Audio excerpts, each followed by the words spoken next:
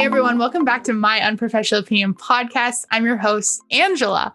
And today, as you can see by the screen beside me, I'm not alone. Today we have the guest of Honorable Ano. If you want to introduce yourself. It's Honorable Honor. We need to do that again. Well, on my screen it says Ano, so whatever. Hey everyone, welcome back to my Unprofessional Opinion podcast. I'm your host, Angela. And today, even though it says guest of Honorable Ano on the screen, I'm joined with the guest of Honorable Honor. Just imagine the rest is there. Introduce yourself. Hi, I'm Marissa. Was that better? Wow. Okay. You're gonna edit this, right? Yeah. Yeah, maybe edit yourself out or something. Make it funny.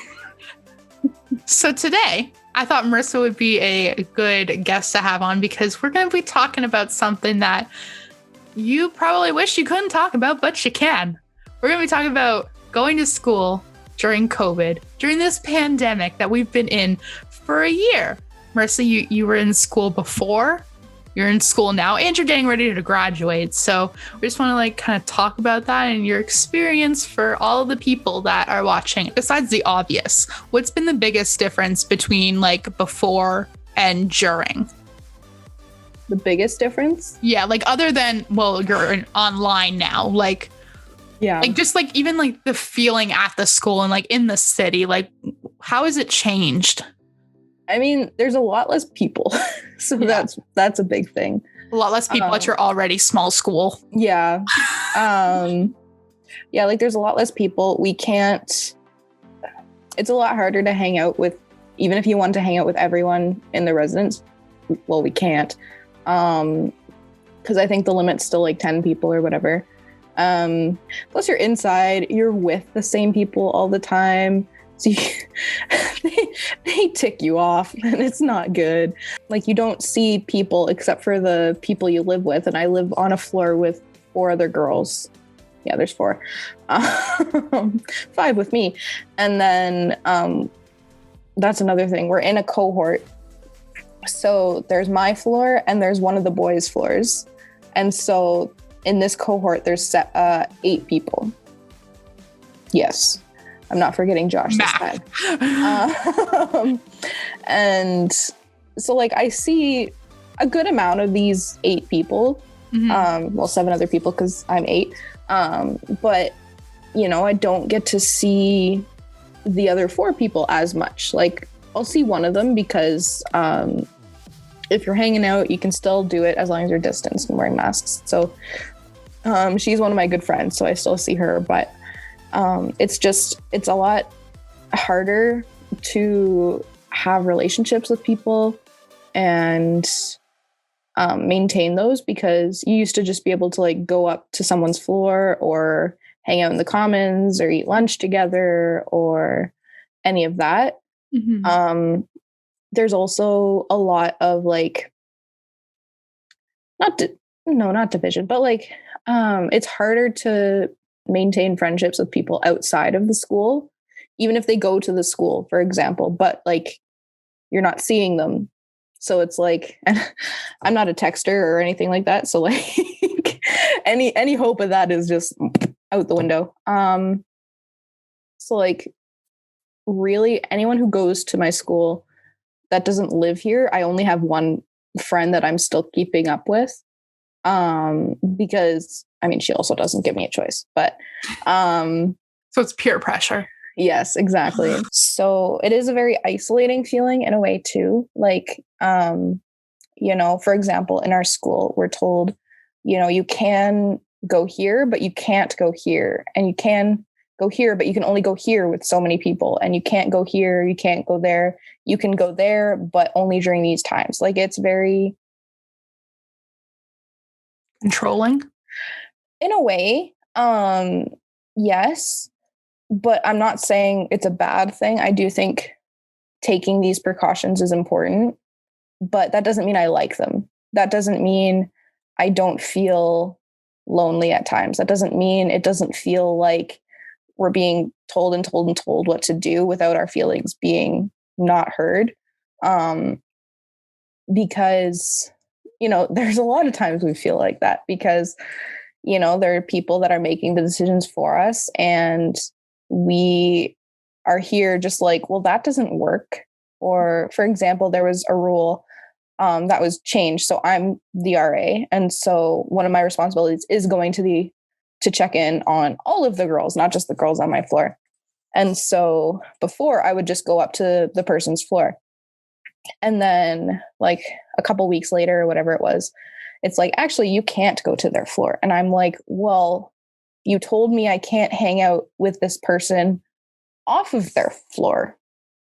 So what am I supposed to do to check in with them? Because you can text people, but you're not getting a full, like texting, you don't get the full experience of how this person's doing. Anyone can lie over text. It's so easy. Like, so I was like, but you said we can't do this. Well, now you can do that. And it's like, but you literally are saying this. You cannot do this. This is terrible. Don't do it or you're going to get in trouble. But you can do this. And this is you doing your job. Now, don't do this or you'll get in trouble. But you can do this because this is your job. And it's like that's another thing that bothers me is things change so much. And that's not just for school. That's for like the city too. Like things will be open and suddenly, oh, no, it's shut. My city got the brilliant idea of having stores open, but taping off non-essential items. Now, essential is a word that means different things to different people. So for students, a computer or notebooks or pens are essential. But to the government who has everything at their disposal, it's not essential to go out and buy whatever. Walking down the aisle in a superstore. Oh, this cup is essential, but this cup isn't, even though they're the exact same.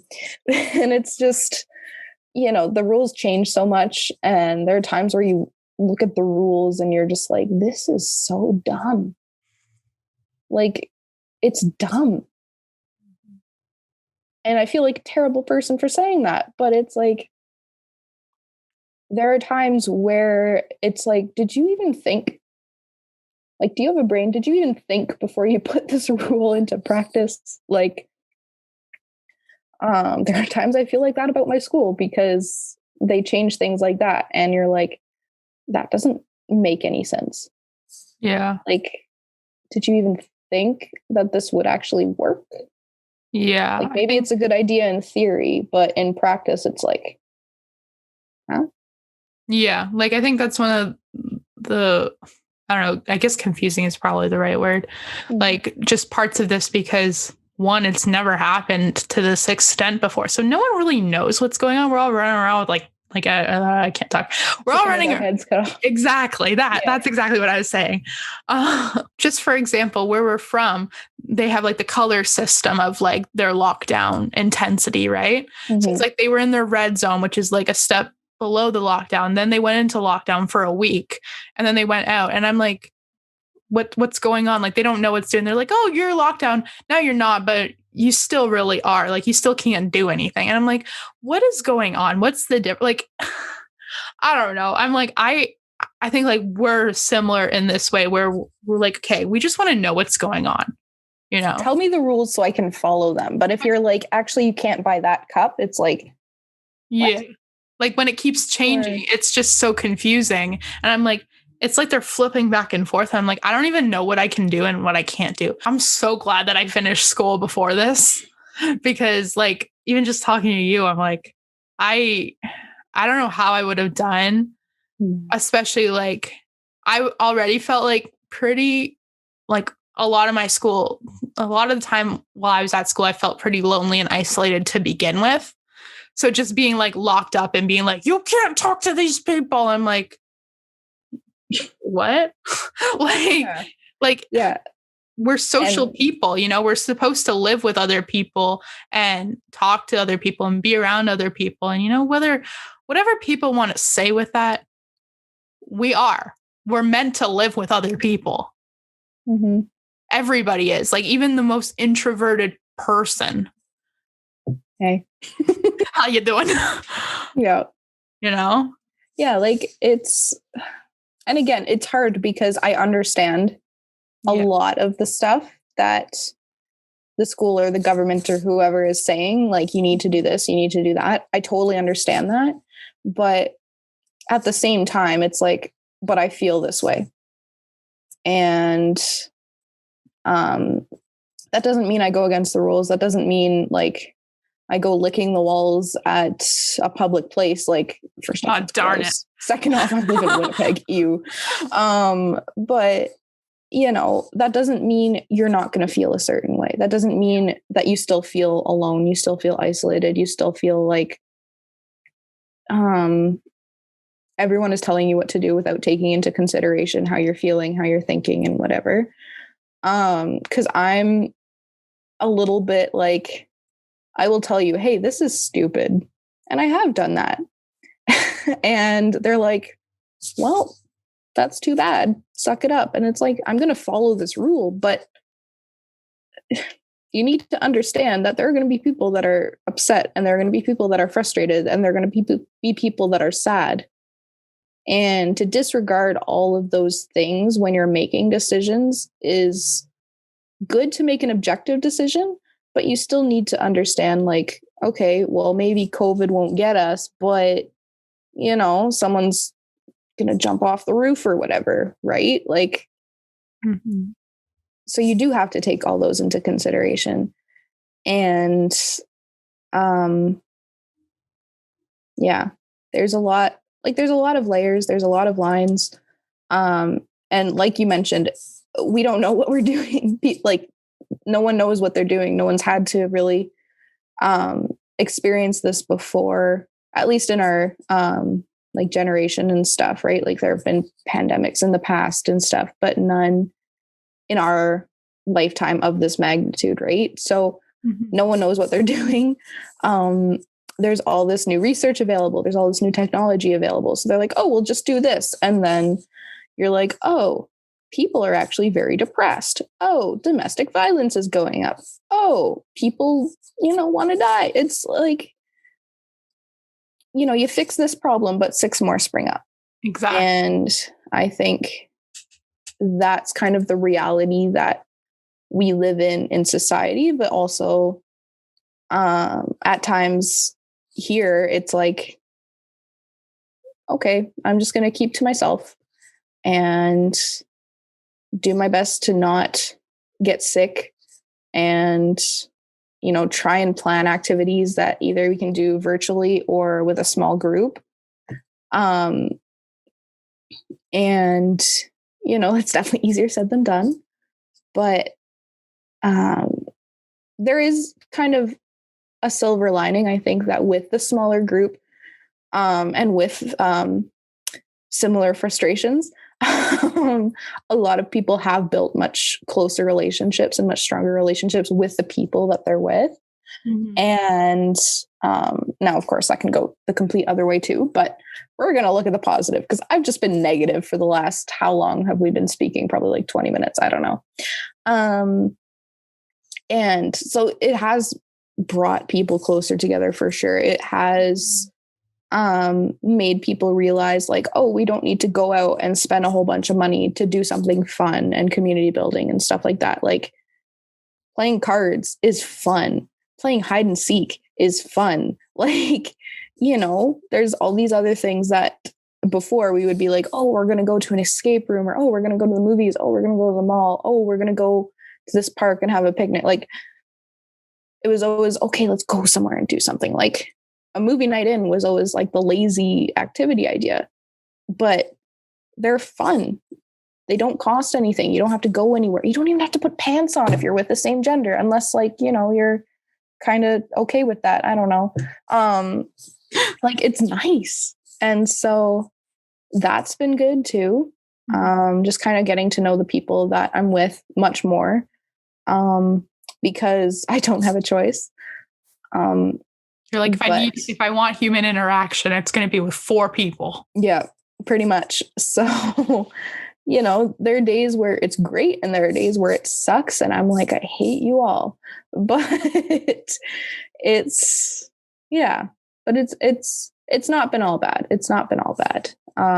You kind of make the best of your situation, right? Yeah. So, I mean, you don't really have a choice. Literally.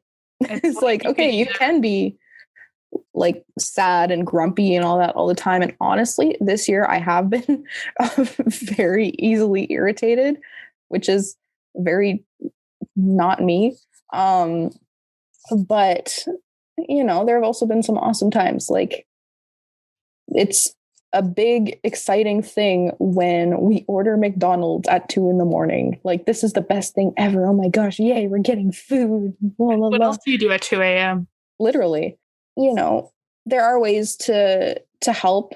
But I don't think discrediting the feelings that people feel is responsible or appropriate. Mm-hmm. Because, yeah, right now mental health issues are a thing. They already were a thing, but especially now when you're isolated more than you already feel like you are. Mm-hmm. Zoom fatigue is real. Like, I hate Zoom. As we're on Zoom right now. Yeah. That's how you know I love you, is because I'm on Zoom right now in my free time on my day off where I don't have anything. Like, you know, Zoom fatigue is real. And I'm glad that I haven't had to take like a full-on course load on Zoom, because last semester I only had one Zoom. Well, technically two, if you count my seminar. I only had a couple Zoom classes every week. I have friends that are taking 5 courses. They're not in practicum or anything. So they're all like classes, and it's all on Zoom. And I'm like, that is 15 hours a week you're on Zoom. That's not including the time you're using to study, to research, to watch Netflix, to like talk to family and friends. Like, we already spend a lot of time on computers or phones or iPads or whatever. Mm-hmm. But now we're spending even more, because that's how we go to work. That's how we go to class. That's how all this stuff is done. Mm-hmm. And like, I already hated online classes. So now not having the choice to take an in-person class has been, yeah. Yeah, because you haven't had any in-person classes for over a year. For this year, yeah. Wow. And okay, so kind of just changing the subject a little bit, but going off that, a typical day, like a day that you have class, or a day you have class, what does that really look like for you? Like, how different is it than you getting ready to like go to an actual classroom? Well, it depends on the class, because one of my classes I don't have to have my camera on. Granted, that's also my evening class, so I'm already dressed and stuff, but like, I'll just log on to Zoom. Okay, I'll go based off last semester. Okay. I had a morning class. It was a 3-hour class. And so I'd wake up usually like 5 minutes before. I'd log in on my computer. I'd move my computer on my chair to be right beside my bed. And I'd just go back to bed. Like, I'd still be listening. I'd still be like paying attention and stuff. But I'm like, I don't have to go anywhere. I'm just lying here. No one can see me.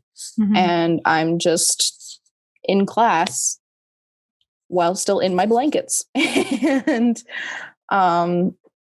you know, at first it was nice, because I was like, you know, okay, I can get used to this. But then you start falling asleep during class, and I'm like, hey, I can't do this. This is bad. Yeah. And it's definitely a lot harder to pay attention as well. Like, it's so easy to have class playing, and then either you're on your phone or you're working on something else, or you're texting or whatever. Like, there's not that same level of accountability. Mm-hmm. And so that's difficult, but I think it does force you to be more self-accountable. Yeah. Do you think you've become a lot better at that, just being really forced into it? I'm a lot better at pretending to be good at it. I mean, my grades would say yes. Like, I've still been getting really good grades, but like I don't feel like I learn as much online as I do in the classroom and actually being around people. Yeah, because there's something that's just like when the teacher is actually there and you're in the same room and you're like, oh shoot, I got a question. Yeah, like, it forces you to be present and stuff. Yeah. Yeah, and it forces you to be present. Like you're there. You don't have, well, I mean, like you can still like be on your computer doing whatever. Like the amount of people I've seen on Netflix in class, it's a thing. But yeah, you still have to be present. You actually have to try harder to not pay attention at times. Because you're like, oh, there's someone behind me and they can see like I am playing solitaire or whatever. It's you have to try a lot harder to be discreet if you're not paying attention. And that's harder to do than actually just pay attention. So whereas on Zoom, you know, you just have your camera off and like I'd just lie in my bed and listen to class.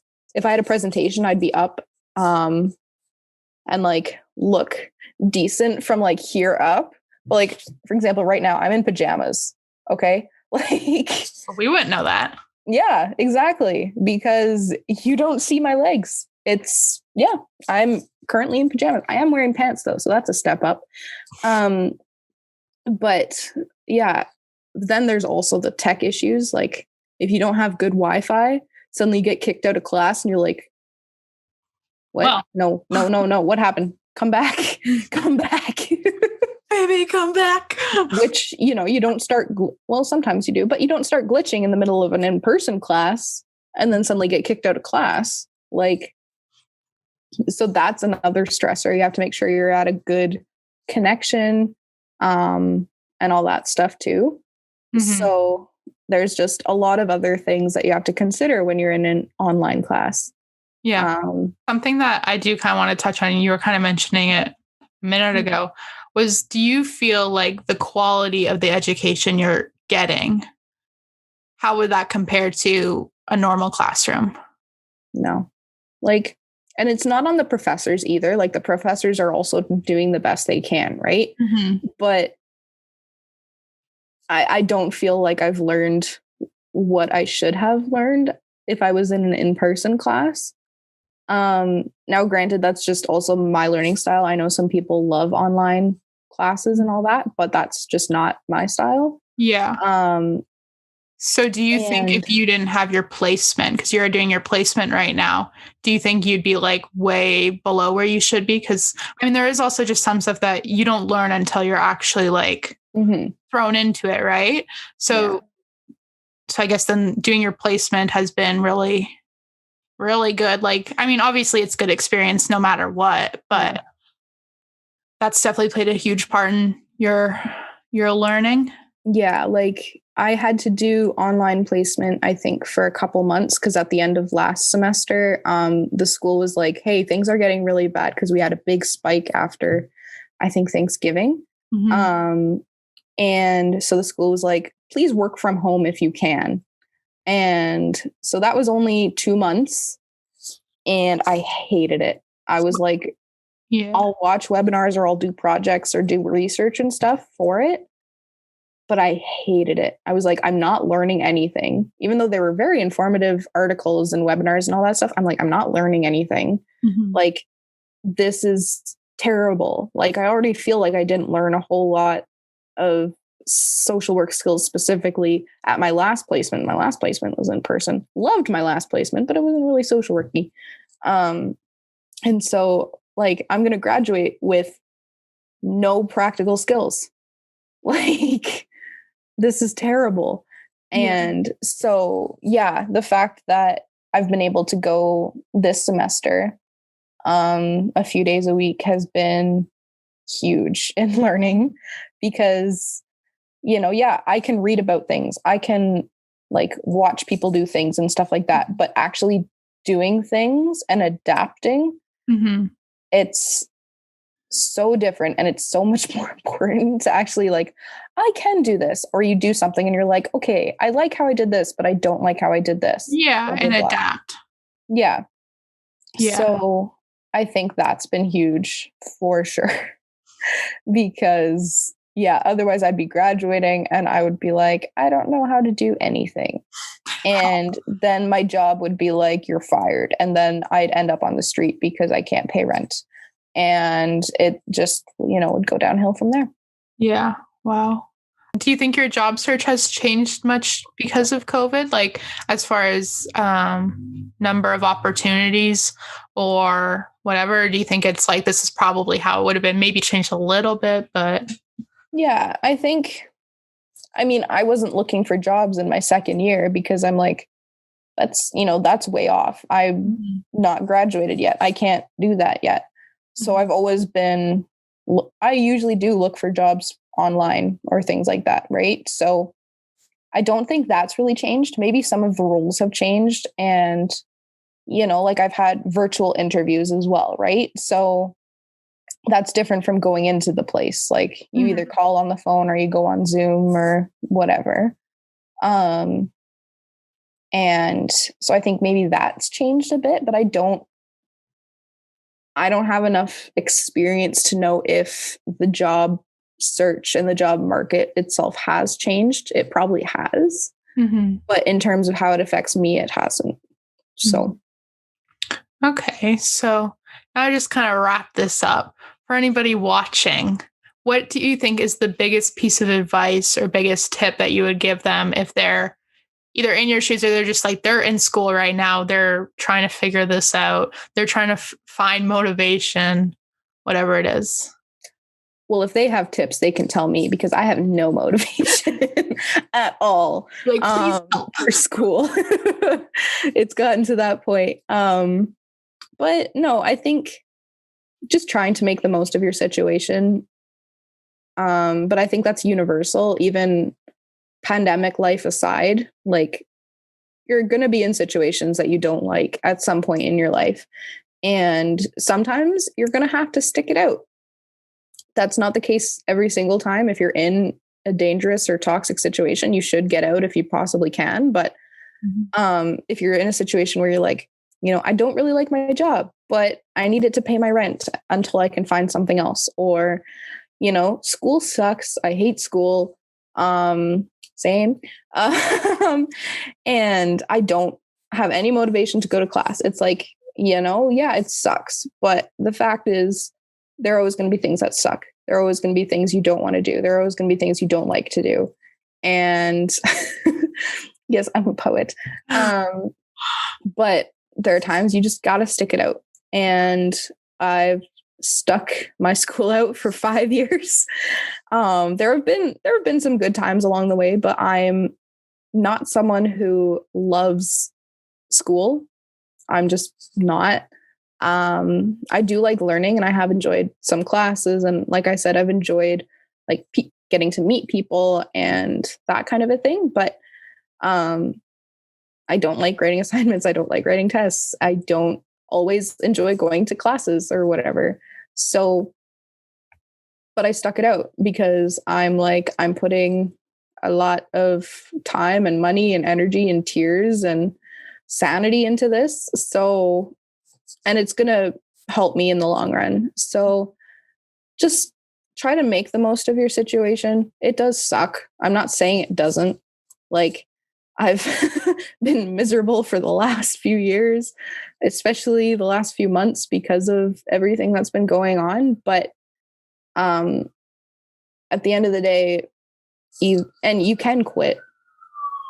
Like you have the ability to quit things, but looking at why are you in this and why are you wanting to quit? Is there something you can change? Is there something that you can do? Or is it a situation where you're like, I need to leave. I need to get out of this. Because you've tried things to try and make your situation better, but either it's gotten worse or it doesn't work, or your mental health is deteriorating, or your physical health is deteriorating, or anything like that. There's a line and you're the only person that can figure it out. Right. Well, you also make the most of your situation. But remember your mental health, because that's important. It's very important. Mm-hmm.